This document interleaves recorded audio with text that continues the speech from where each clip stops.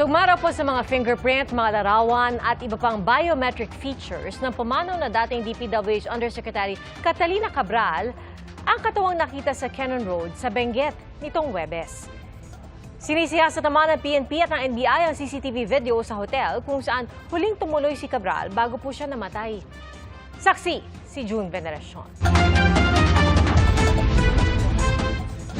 Mag-aalauna ng hapon ng Huwebes, makikita sa kuha ng CCTV si dating DPWH Undersecretary Maria Catalina Cabral na naglalakad papasok ng driveway ng Ayon Hotel sa Baguio City. Makalipas ang 5 minuto, dumating ang kanyang SUV na minamaneho ng kanyang driver. Nakuna ng CCTV ang pag-check-in nila sa hotel. Bandang 1:10 ng hapon, inihatid ng driver si Cabral sa suite nito sa 4th floor. 1:20 ng hapon, pumasok ang driver sa kanyang kwarto. Sa susunod na video nakuha 2:47 ng hapon. Kumatok saka pumasok si Cabral sa kwarto ng driver. Saka sila makukunan na magkasunod na lalabas. Makalipas ang ilang minuto, umalis ang SUV na pinaniniwala ang dumiretso noon sa Cannon Road bago mag-alas 3 ng hapon. Ang mga kuhang ito ng CCTV, hawak na ng mga investigador matapos isilbi ng PNP at NBI ang subpoena sa hotel. Eksklusibo itong nakuna ng GMA Integrated News. Pero hindi na ipinakita ang ibang nilalaman ng mga CCTV dahil kasama ang mga ito sa malalimang investigasyon ng NBI at PNP. Nauna lang hinalughog ng mga otoridad ang hotel room ni Cabral kung saan may nakuhang kutsilyo at gamot sa kanyang bag. If we're talking about the knife or the items that were recovered, yung knife or self-protection, while the medications, we secure that. We also took tissues so that we can study if these medications were used. Ayon sa PNP, lumabas sa laboratory test na positibo si Cabral sa isang uri ng antidepressant drug. Sabi ni Interior Secretary John Vic Rimulya, pwede nang alisin ang anggulong foul play base sa mga ebidensya.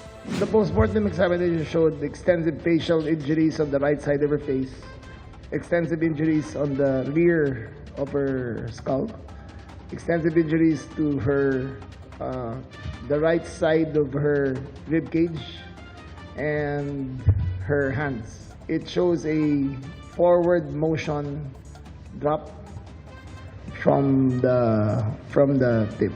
Gayunman, kailangan isailalim sa digital forensics ang cellphone ni Cabral. Kaya nag-apply na ng search warrant ang PNP sa korte para makuha ito. What we have to determine is whether, number one, there were threats to her life. Number two, if there were any conversations she had prior to the event. Number three, if there were still transactions pending. And number four, who was she conversing with in the week before the event? Absuelto na rin daw sa ngayon ang driver ni Cabral.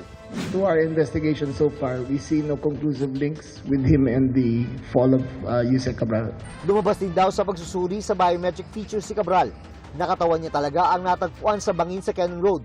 Ayon kay Rimulya, malapit ito sa isang overpriced rock netting project na base sa investigasyon ay sasabit din ng dating DPWH official.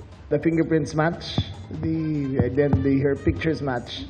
All the biometric features show that it is her with great degree of certainty. Naibigay na ng DPWH sa Office of the Ombudsman ang mga computer at files ng yumaong si Cabral. Ayon sa DPWH, galing ang mga ito sa tanggapan dati ni Cabral sa Kagawaran. Kasama sa mga binigay na dokumento ang mga request ng mga opisyal habang inihahanda ang National Expenditure Program sa nakalipas na 10 taon. Ayon kay Assistant Ombudsman Nico Clavano, mananatiling selyado ang CPU at mga file ni Cabral hanggat di na isasagawa ang digital forensic examination.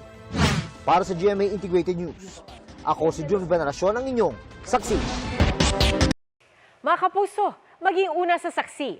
Mag-subscribe sa GMA Integrated News sa YouTube para sa iba't ibang balita.